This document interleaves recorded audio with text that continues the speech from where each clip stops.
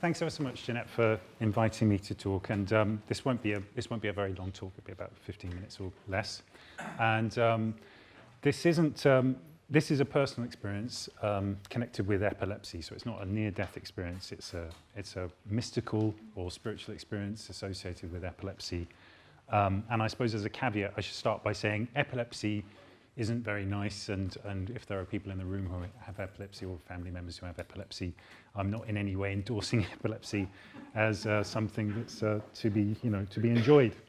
So the experience happened to me in 2010 when I was living in Mumbai, and sorry, I'm going to have to read some of this because otherwise I'll just be saying yes. Could you speak up a bit? Sure, absolutely.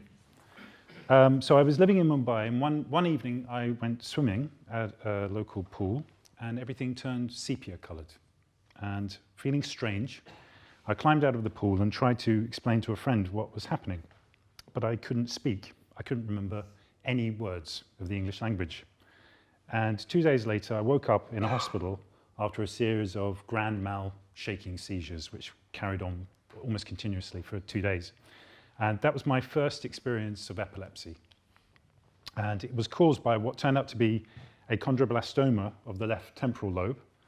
And I had neurosurgery to remove it in India. A few days after surgery, after I'd left the intensive care unit, I started to have what I call now breakfast meetings with the universe. The first morning, I woke up with the sunlight, and immediately I just felt utterly amazed by the wall by my bed. And it wasn't just a feeling glad to be alive, it was feeling that the wall was alive. And that expanded into an experience that is very difficult to explain properly in words. But it began with a powerful sense of feeling transported and being revealed fundamental truths about the nature of reality. And there was a sense that everything in the universe, whether it's animate or inanimate, is conscious and is all part of the same entity. That the past, the present, and the future are an illusion, and that there is only a single moment, and that everything is bound together by an endless and unconditional love. And this experience was all without visuals or voices. It was just like information streaming directly into my mind as I lay in bed. And this happened every morning for about 2 hours for about 3 weeks while I was in the hospital. And it would make me cry, mostly out of joy, but I would go and hide in the bathroom because I didn't want people seeing me.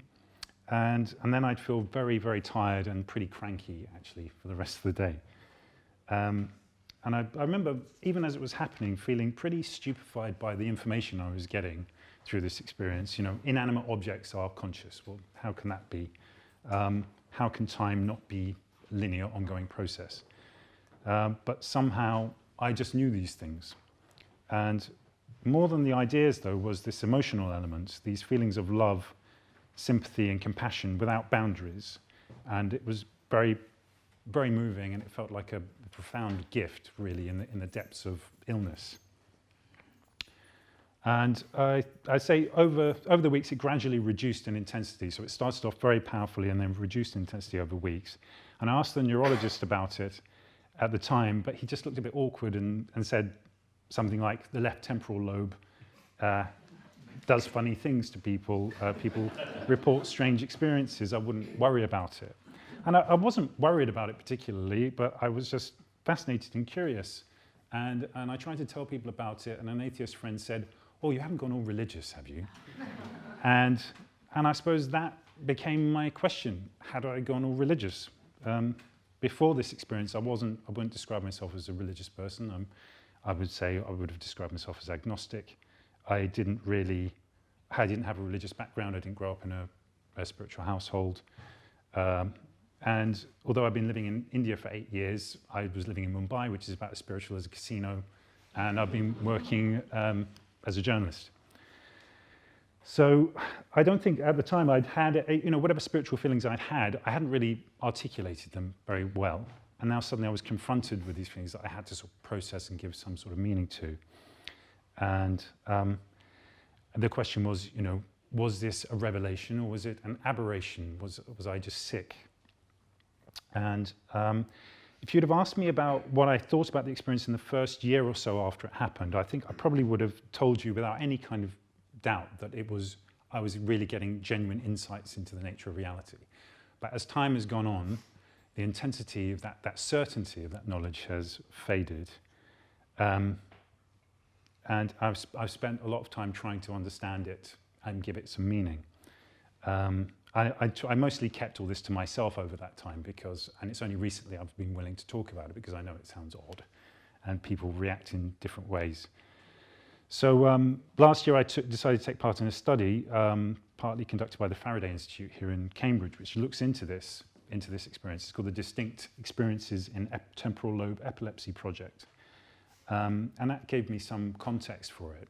They estimate around 3% of patients with temporal lobe epilepsy experience some sort of mystical experience.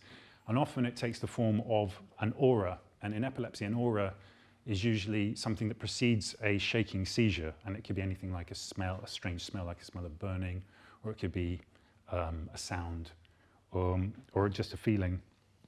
And sometimes you can have auras without seizures. They can just exist on their own. But this is a particular type of aura that leads to this sort of spiritual experience. And one of the most famous examples of that is Fyodor Dostoevsky, who wrote in his personal journal of experiences of ecstatic auras before his seizures. And I can just quote you. He said, "I felt that heaven was going down upon the earth and it engulfed me. I have really touched God. He came into myself. Yes, God exists, I cried. I don't remember anything else. You healthy people, can't imagine the happiness we epileptics feel the second before a fit." I mean, be skeptical of that. But these feelings were so important to him that he said he would gladly trade 10 years of his life for just 10 seconds of that experience, or perhaps even his whole life. And some neurologists have speculated that Joan of Arc may have been experiencing epileptic auras, perhaps even Saul of Tarsus.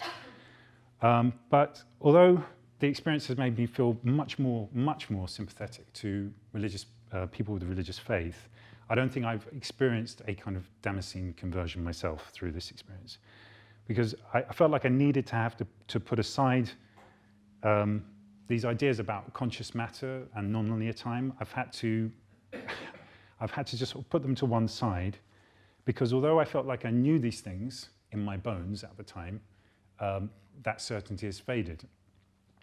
And I can't stand on a soapbox and say, look, listen, this table is conscious or time isn't real, because I just don't understand the source of that information. But I'm certainly still open to these ideas and I find them really intriguing. But what's for me has persisted most strongly and what's had the most meaning is that feeling of emotional awakening. This extraordinary, overwhelming feeling of unconditional love is what I remember the most. And I think it left me with a stronger sense of empathy for other people and for life in general. And it removed any sense that life was meaningless. It gave me a kind of foundation to stand on. And that even in a great time of trauma, it seems possible that you can grow and heal. So that to me is so inspiring that I don't think it even matters whether this experience, these feelings came from some sort of outside divine force or just from a damaged brain, because the feeling of love was real. And just the idea of trying to live in that spirit seems to me to be enough. That's it. Thank you.